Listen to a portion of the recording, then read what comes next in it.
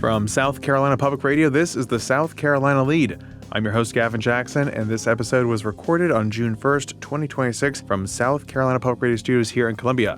Happy June! Thank you. June the 1st be with you. On this episode of The Lede, we look at the last Republican gubernatorial debate, and we got some spicy highlights from it. Lieutenant Governor Pamela Evette got the coveted Trump endorsement last Friday, and he kind of let the cat out of the bag on who her running mate may be. Wink, double wink. And meanwhile, another candidate has announced a running mate as well. That's about done. Not that we actually have heard an announcement yet, but still, the rumors. Now, the Lede wants to hear from you. You are our running mate. Thank you. In this special place called the Podcast Sphere. You can give us a shout, 803-563-7169. We love hearing from you guys. It's June. Are you guys on vacation? Are you out and about? The kids at camp? What are you guys doing? It's summertime, 803-563-7169. I'm desperate for vacation, even though I just got back from a trip, which we'll talk about in the Way Down section. Detroit! Shout out to Detroit! Shout out.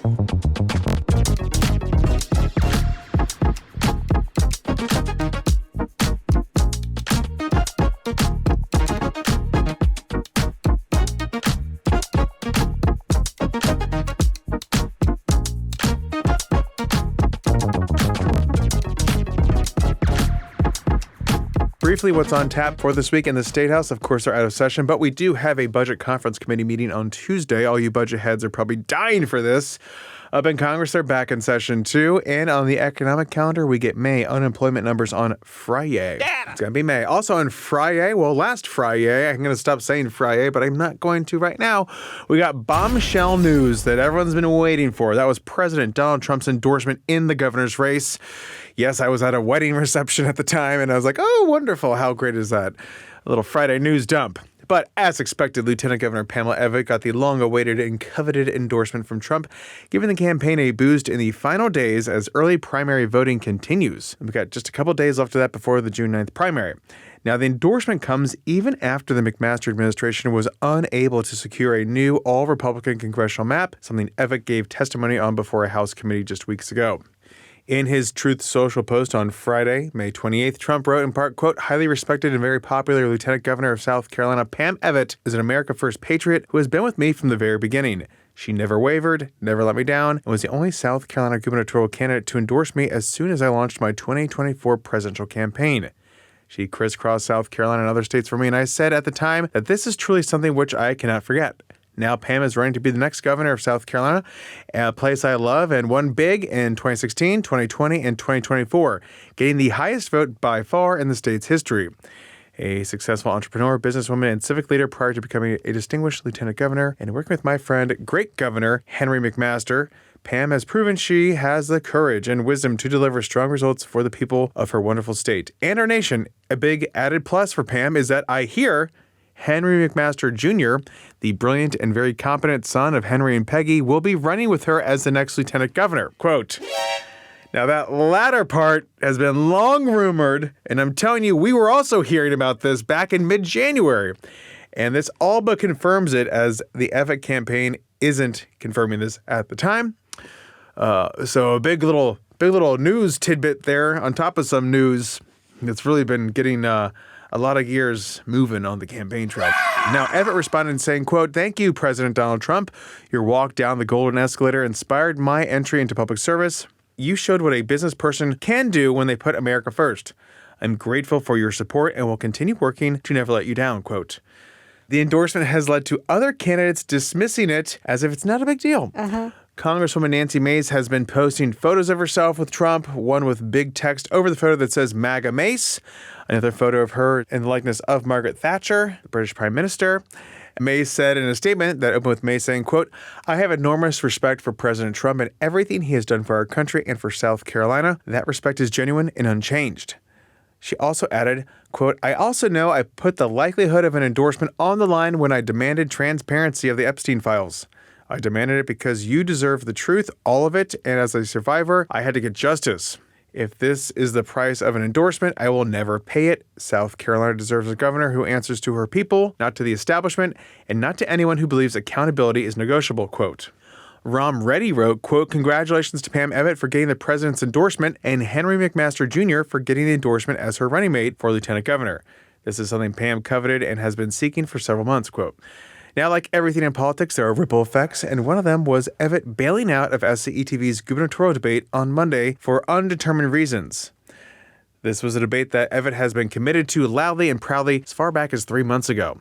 So on Sunday News, we got that word that she was not going to be on the debate stage. And then, shortly thereafter, Ron Reddy backed out, and then Attorney General Alan Wilson did as well. The ripples. Now, mind you, all this happened during my 3-hour layover in Atlanta. I had nothing else to do. I was doing some required workplace web security training at the time. You just kind of let it play in the background. I had just done my walk from the D terminal to the A terminal, got my steps in, and then I'm sitting there and everything's falling apart. Now, I was also talking with the campaigns, thinking things had settled down.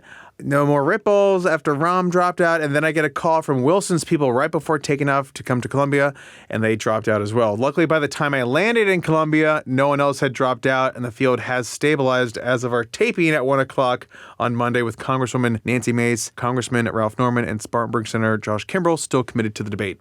But my analysis from all this, and not that many people told me directly what this was, but no one really wants to have another major blow-up with a week to go. We already saw a good bit of that in the last debate. We'll hear about that in a moment. And we also wanted this debate earlier. I'm talking about a little behind the scenes. We wanted this earlier. We wanted this as soon as we could get it.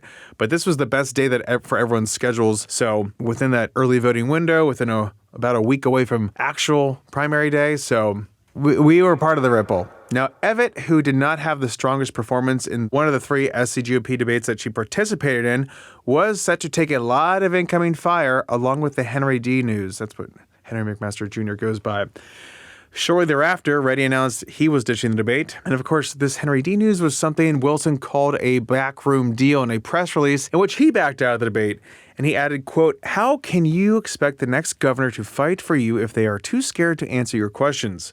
This race for governor is not a coronation. The McMasters are not kings, and Pam Evette is not our queen. Families deserve answers, but Pam Evette is too scared to give them," quote. The dynamic changed once Reddy dropped out because Reddy was big on attacking Norman in the last debate, as was Wilson.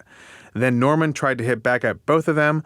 So without Reddy there to help deflect and beat up, then Wilson was going to be squarely in the sights of Norman and Mace, a tough spot for someone polling at the top of the field, and also not so great for Reddy and Evette not to be there to take some of the heat too. So you can kind of see why everyone bailed out. I'm not defending it. I'm not happy about it, but that's just my thinking on the matter. But that being said, let's check out some of that debate. That was the third and final SCGOP-sponsored debate that took place at Wofford College on May 26th. I sadly was not able to make it because there was a little thing called redistricting in the AG debate. Remember, that was just last week? Yes. Anyway, here are 2 big highlights from that debate. We open with a question about how candidates would negotiate future economic incentive deals.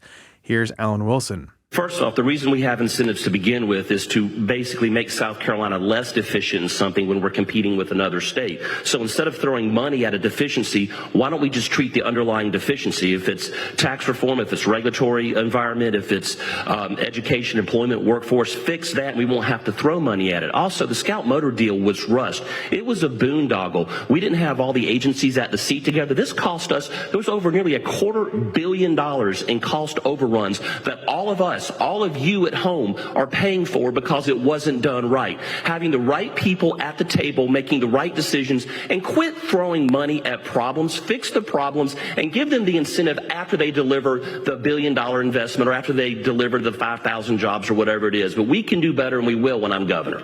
Attorney General, thank you.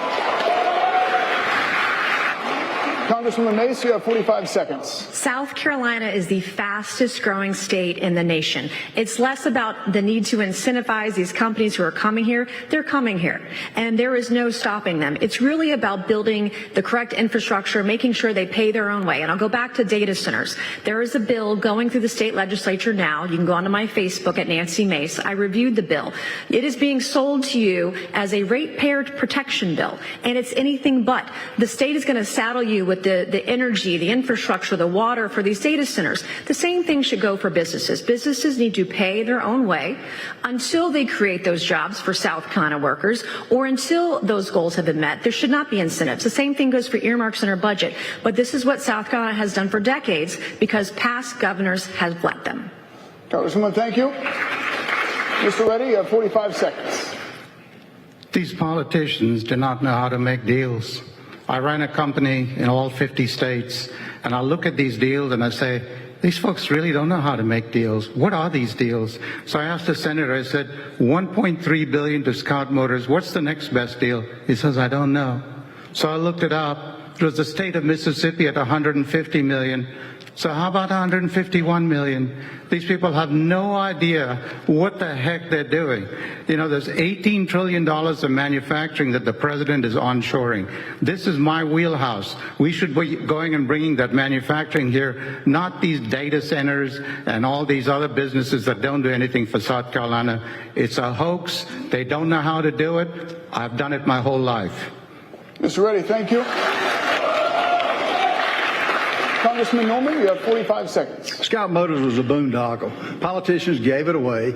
Unless you've made money or lost money in the private sector, you shouldn't be in politics. That's what I'm saying. I'm not a lawyer. I'm not a career politician. I'm a business guy.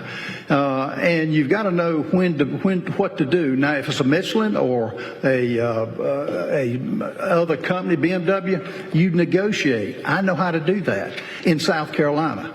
And I will do that and save this state plenty of money.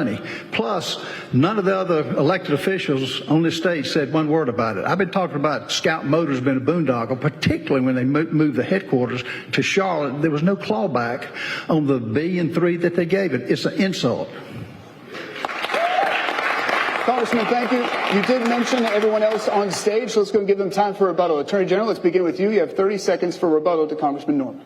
Well, first off, I've been talking about the boondoggle since it occurred. Obviously, we talked about the fact that they didn't have DNR there for the environmental mitigation. I mean, Ralph, you want to talk about boondoggles? You were out there advocating for SILFAB, and that place is on fire up in your congressional district. So don't lecture me about Scout Motors. And Ralph, don't smirk at me either, Ralph, because I mean you're over there in Congress voting for to give billions of dollars in money to businesses, and then taking that money for your own business, $750,000. So don't lecture me about that.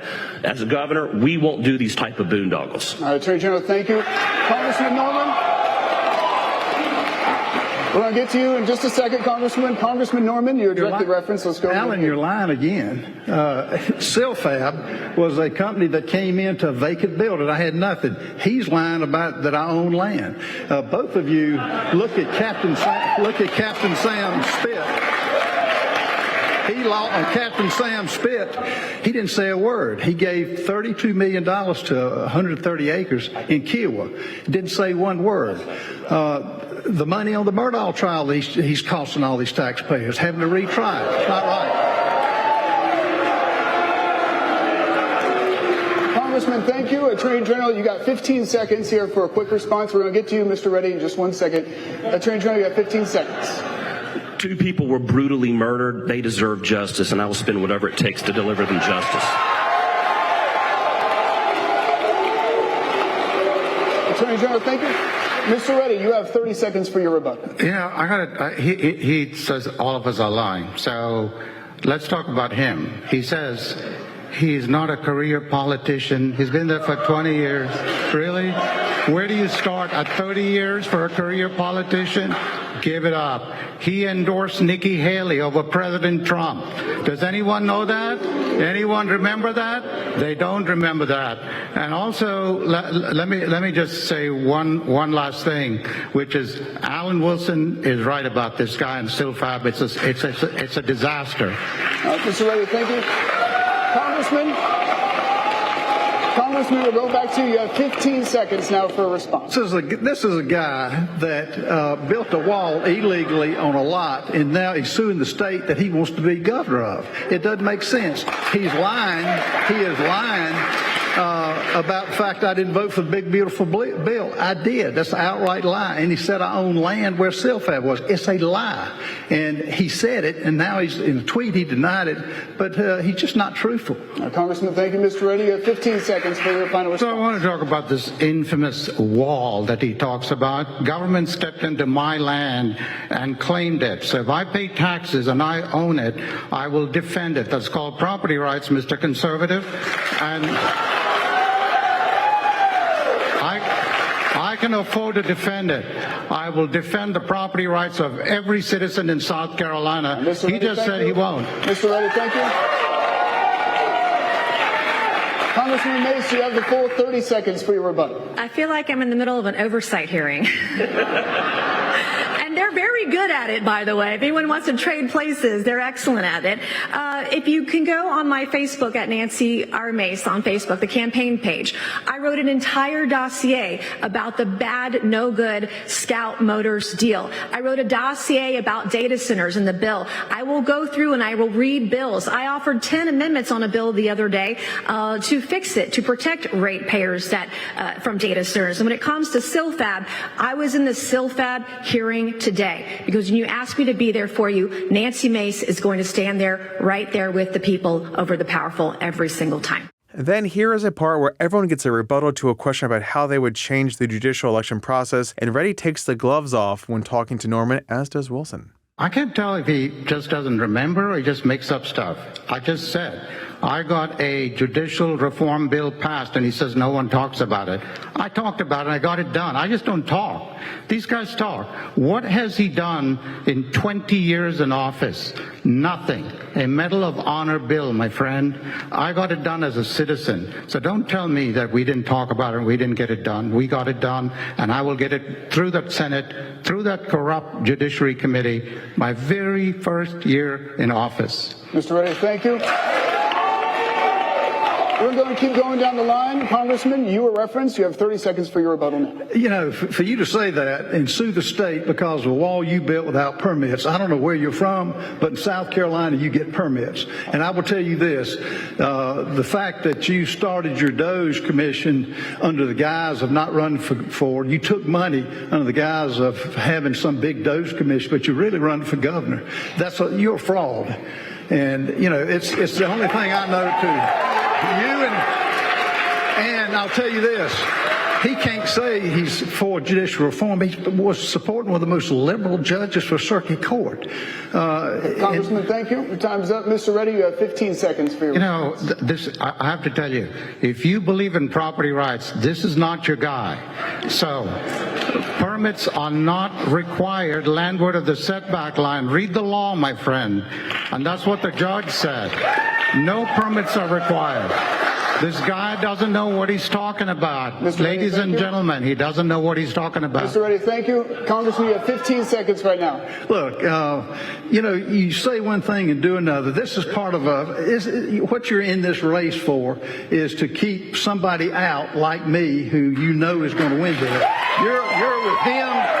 You're with him, and y'all are part of a group that is not going to be successful. All right, Congressman, thank you. Attorney General, you have 30 seconds for your rebuttal from the previous statement. Ralph, in all due respect, you're talking out of both sides of your mouth. You claim you're not a career politician, but you were elected in 2004, and if you're elected governor, you will be in your 80s when you leave office. That is by definition a career politician. Ralph, you attacked me for saying something nice about a judicial candidate. I had to go to the Supreme Court because a judge you voted for let a violent murderer out of prison 16 years earlier, and I had to go to the Supreme Court and argue that case myself to get him locked back up. Thank you for your service.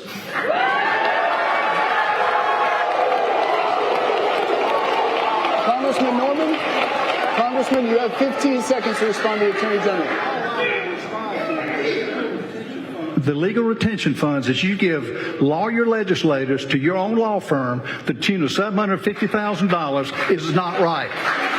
There's no bid contracts, and he just can't say his office was making calls for a liberal judge. James Smith, he knows it. I talked to him before this ever came up. Congressman, thank you. Attorney General, you have 15 seconds. Ralph, you're entitled to your own opinions, not your own facts. The reality is the retention funds that I've done have recovered $2 billion for the state of South Carolina. Law firms come and apply for the opportunity to represent the state. You are misrepresenting my record, and you should be ashamed of yourself. Attorney General, thank you. Congresswoman, you have 30 seconds for your rebuttal from the original statement. I feel like they just took it outside, is what I feel like right now. First of all, I've been talking about the lawyer-legislator issue for a long time. I support the governor appointing the judges, and you, the people, re-electing those judges. You get to have a say in this, too. And the other thing you should definitely have a say. The other thing I want to say is that Ralph was just criticized for doing a Medal of Honor bill. I just lost my dad. He was the most decorated combat vet the Citadel has ever graduated. He received every commendation except for the Medal of Honor. He was nominated for it. So I think Ralph should be praised for supporting our veterans and our men and women in uniform who gave it all to our country. Thank you. Thank you for doing that. Now, on Monday, Congressman Ralph Norman announced former House Freedom Caucus Chairman Adam Morgan, a Greenville Republican, as his running mate. Norman said, quote, South Carolina doesn't need another maintenance team for the status quo. We need strong conservative leadership, willing to challenge the political insiders and focus on real, tangible results. Adam Morgan has spent his career fighting the career politicians in Columbia, standing up for taxpayers, taking on special interests, and refusing to back down from the woke left or tax and spend rhinos.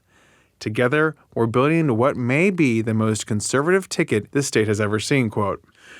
Morgan served in the State House for 3 terms and, along with former Lexington Republican Representative R.J. May, founded the far-right House Freedom Caucus in the image of the one in Washington, of which Norman is a part of. Morgan used May's consulting firm Ivory Tusk and faced 4 ethics violations for not reporting over $4,000 worth of services by May, including in-kind mailers. Morgan said he was unaware the invoice was unpaid. And just a refresher, you may remember R.J. May because he was sentenced to more than 17 years in federal prison after pleading guilty to distributing child sex abuse material. This sentence happened back in January of this year, so that's where he fits into this. Just going to casually mention that. Of course, nothing tied to Morgan, but that whole House Freedom Caucus did work with R.J. May during his time in the State House. Now, the South Carolina House Freedom Caucus, which had endorsed Norman from the get-go, said in a statement that, quote, Congressman Norman alone posed the strongest threat to the status quo in Columbia, but now coupled with Morgan, Norman is offering the state the most conservative ticket for governor South Carolina has ever seen. Morgan also challenged 4th District Congressman William Timmons in the 2024 primary and narrowly lost by 2,300 votes, so bringing that conservative base with him to the ticket along with Norman. But it's not all Republicans. Well, let's talk about the Democrats. I will be moderating the Democratic gubernatorial primary debate on Wednesday, June 3rd. So far, everyone's still in this debate. No ripples there. Like our other debates, this will be carried live at 7 p.m. on SCETV, South Carolina Public Radio, and on our streaming platforms like YouTube. And we'll recap highlights from that debate and the Republican debate in Saturday's podcast. Keeping with the Democrats, Greenville businessman Billy Webster got the endorsement of the state's last Democratic governor, Jim Hodges. Elected as the 114th governor of South Carolina in 1998, Hodges said in a statement, quote, we've been friends with Billy Webster for 40 years. He shares our values, making life more affordable for regular folks, improving our schools and healthcare, and preserving beautiful places that make South Carolina special. And another thing, he can win. Now more than ever, picking a winner to fight for us is critically important for South Carolina Democrats, quote. Webster also got the endorsement of former Democrat Governor Dick Riley, whom he served under in the Clinton administration.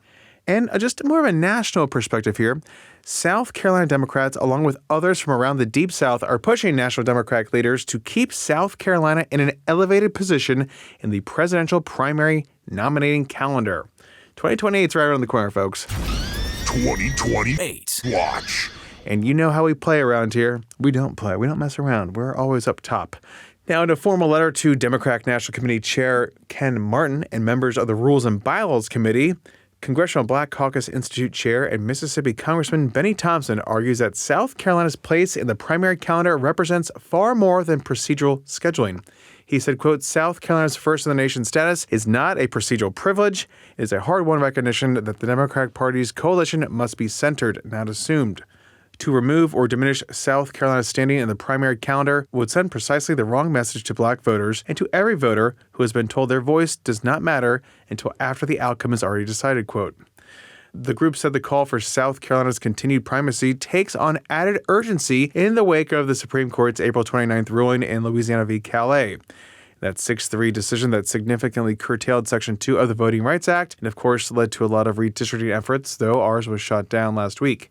In a joint statement, Democratic Party chairs from Alabama, Mississippi, Louisiana, Arkansas, and West Virginia, part of the Deep South, condemned the ruling as, quote, the most consequential rollback of voting rights protections in a generation, quote, and they agree to make South Carolina's first-in-the-nation status more essential than ever.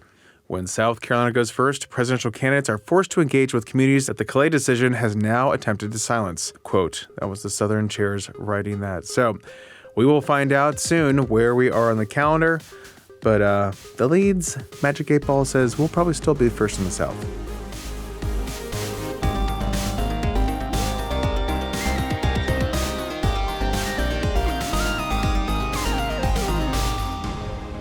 Welcome to the wind down section, our little break from the news. We're glad you're here, along with lead podcast producer A.T. Shire. Hello. Hello, Gavin. Hello, lead. I'm glad you made it back from Detroit and Atlanta and wherever the news was breaking, you know? Yeah. But we got a call first and foremost, okay? I've been sitting on this one for a while just because we've had so many redistricting-centric calls. Yes. So, I haven't forgotten about you, even though when you speak, it sounds like you forgot that I exist. Anyway, Gavin. Who could forget? If you are ready, here is the call. Hey, Gavin. Mystery caller again. Love the episodes recently. I feel like they've been really good, especially this past month. They're always great, but this past month has been spectacular. I'm really curious, do you write a script out for these episodes? What's the prep like? How much time do you spend prepping for an episode? By this point, do you kind of have it down packed and you just kind of write notes about things happening in the week you want to talk about? Do you sit down with your producers? Do they pitch ideas? How collaborative of a process is formulating the show? Thanks so much. Take care, y'all. Mystery caller, thank you for calling and the praise and catching yourself on the praise too. They're always good. No, I know it's been a lot, and you're not alone. A lot of people have reached out and mentioned how much they've enjoyed them. When it comes to the process of this show, a little behind the curtain, it's a lot. There is no process. There is, but it's like very controlled chaos. Yeah, multiple fugue states involved. Yeah. If you've seen Minority Report, the milk. I'm in my milk tank. He's constantly in the milk tank. The balls are coming down, telling us who's running, who's not running. It's a lot. Unlike some other productions, it's just me and AT skeleton crew takes my words in the audio and makes it all wonderful. I hammer out a script for every episode, and my goal is always to make it sound like I'm not reading. Of course, we are reading, but there's no way I could just recall this information. But especially during session, I'm compiling things throughout the week. I'm always making notes on the script, and then on Monday and Friday I come in and I just follow up with everything and then make it all come together. So, and also Gavin is just a news automaton, and his brain sort of shuts off and he just opens his mouth and the news falls out. The redistricting stuff was next level. It was insane. I hadn't been that. I mean, we're busy, but I hadn't been that intensely busy since 2024. It was like a crazy year primary. Condensed into 3 weeks. Yeah, it was a lot. And of course, with Mayan being out too, because the baby it just made it more intense too. It's just fine because it's it's fine. I can do this. I don't typically do all this, but I still can do this. But you could. And then it's funny because you contrast that with working with NPR, and they're okay, the amount of effort that goes into writing the 43-second long news break, 3 edits. Yeah, you're talking about my podcast script. My edit, one edit, one pass. He writes it. Of course, that's the difference between having unlimited time to an extent versus 43 seconds. If it is mostly Gavin and me working on this show, you would not want a script that I wrote, folks. Okay? Do you understand? If South of Spooky proves anything, it's that if I wrote the script, this would be a radio comedy. He takes the beauty of it and makes it fun. Yeah, there would be so many more sound effects. But if it was just me, already too many for a while. If it was just me, it'd be very here's the talking, that works, but it's also very tiring too. And there's plenty of podcasts that already have that. Where it's a yin yang sort of thing, and unfortunately for both of us, we are the yin to each other's yang. It is inescapable. I was very happy though because I did time out last week, right, with the debate and the redistricting stuff all wrapping up Wednesday night, and then I got on a plane Thursday morning, and I got to spend the whole weekend not thinking about news. Yeah. No one was asking me about redistricting per se, besides maybe 1 or 2 people. And I was that's about it. And then I got that news alert. But then even still, I was okay, well, there's nothing I can do from a wedding about this expected announcement besides just bank it for the podcast. Well, and we did. Gavin says there was no news. But Gavin, you were in Detroit, okay? Yes. And there was news for me. You told me about a certain meal that you had. And I would like to bring that to the listeners. It was okay? the one touristy thing we pretty much did because we were staying out of town. We're 3 miles out of town. And should be 8 miles. That's a tease, folks. We went to everything is M&M based up there. It's insane. Yeah, sure. And so we went to the welcome party at this container bar with a bunch of different it's a food hall, but everything was kind of wrapping up. and we were still kind of hungry. I was like, I don't want to wait in line for a burger that's not going to be great. So my friend Grace, who is like the cruise ship activity director, which was fantastic because I had like checked out all of responsibilities for this trip. She's like, well, hear me out. We can go in the middle of downtown. Into an alley. And go to a place called Mom's Spaghetti. Yes. Which, if you know from the Lose Yourself lyrics, is a line from an Eminem song. So yeah, like he's pivoted to vomit on my spaghetti, sweater, Mom's Spaghetti. shaky knees or something like that. The name of the So I'm like Grace. Absolutely. Like, sure. Like, I'm not the biggest, like, we've done touristy stuff before in, like, Florida. We've been and to Myrtle Jimmy Beach. Buffett places. We lean into it. And so I was expecting, like, insanity, right? Like, oh, it's got to be, like, the coolest thing in downtown Detroit near the Fox Theater and the stadium. No. And so everything's kind of right there. It's cool downtown. And there's so much great architecture and so many cool old neighborhoods. But then there's also so much dilapidation in between and around everything, too. Art Deco dilapidation. It's difficult. But we get there and it's an alley and the options are like, like a regular or large. It's spaghetti with meatballs. Bucket of spaghetti. It's a bucket of spaghetti. It comes in a carton. It's a bucket of spaghetti. They have like a big metal funnel that they stick into the carton. They just slop. Absolutely foul. And then they drop the meatballs in. I say that I would eat this. Oh yeah, I mean it was good. The noodles were like a good thickness. Al dente. They were good thickness. There was enough. The meatballs I could have used one or two more of. So everyone, stingy on the balls. So our friends would show up and they'd say, "Oh, how is it?" And I would say, "It's spaghetti." And my friend Grace would say, "These are meatballs." That should be their tag. It's red. Gavin Jackson says it's spaghetti. And my bestie Joanna, who listens to the podcast, she veered and she got a sketty.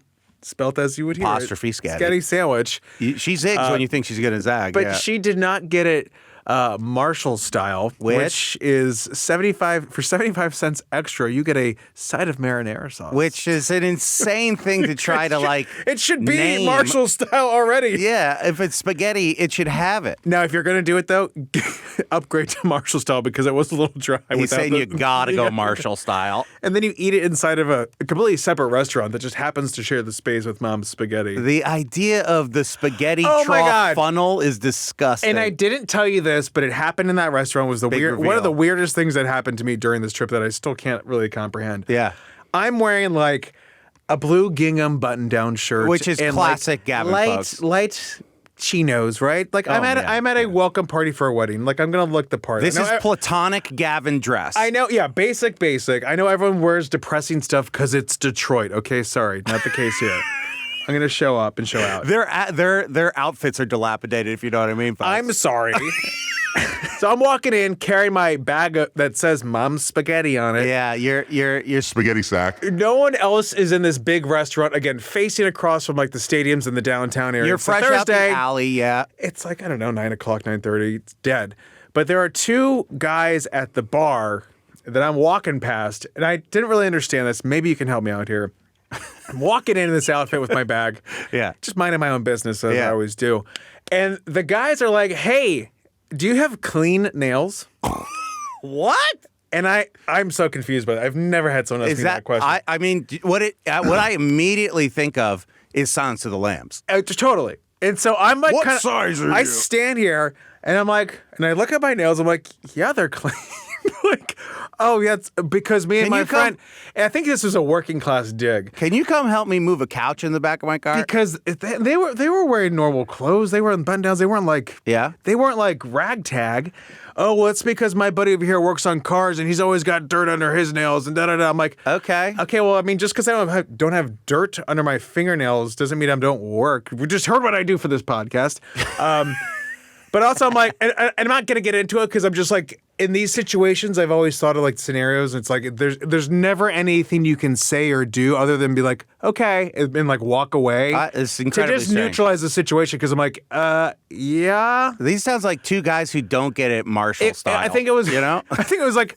Not to mention they're drinking at a somewhat of a fancy place, so it's like we're not really doing the classist working man thing here. This is not a dive bar where it's like, look at this fancy boy. I got a bag of spaghetti here, folks. Yeah, just because I'm like, I look good and dressed up means that I'm not like, I don't work. Anyway, that was my read on it. I didn't really know what else to think about it, but I was like, I don't work on cars. I know we're in Detroit. Is this a stereotype? We're not comparing nails, folks. Yeah, it's like, incredibly strange. Are your nails clean? Like, Yeah, I keep them trim Okay, and clean. I'd rather not speak about This that is with like you, the first sir. day I'm into trim. I go, here we go. What if you heard it the rest of the time you were there? Anyway, tell me your weirdest situation. Tell me your read on that situation, or just keep your words to yourself. Keep your fingers to yourself. Your favorite quotes or scenes from Silence of the Lambs. Anyway, Gavin, Oh, say wait. bye-bye. Oh, wait. Here's that card. Give her back. Anyway, Gavin, you're fresh out of the pit, I think. Yeah, well, after basically. this debate this week, I think you'll be out of the pit there. We'll save you from Buffalo Bill. Anyway, say the credits. All right, thanks to the mystery caller for calling us. Give us a shout like he did at 803-563-7169. We love hearing from you guys. You can also leave us a review on Apple Podcasts or wherever you get your podcasts from. And you can stay up to date with the latest news from SCETV.org and SouthCarolinaPublicRadio.org. And don't forget to support your local newspapers. The South Carolina Lede is a production of South Carolina Public Radio. Our producer is A.T. Shire. Amy Crouch is our supervising producer. Sean Birch is our executive producer. Sydney Wilcox is our intern. Nice. This podcast is produced with support from PRX and is made possible in part by a grant from the John S. and James L. Knight Foundation, as well as listener contributions to the ETV Endowment of South Carolina. For the South Carolina Lead, I'm Gavin Jackson. Be well, South Carolina. It's like too cold. Can't they set it normal This already? is for when you have like your 4 large men in here. Not for baby G. I can put that at the end, right?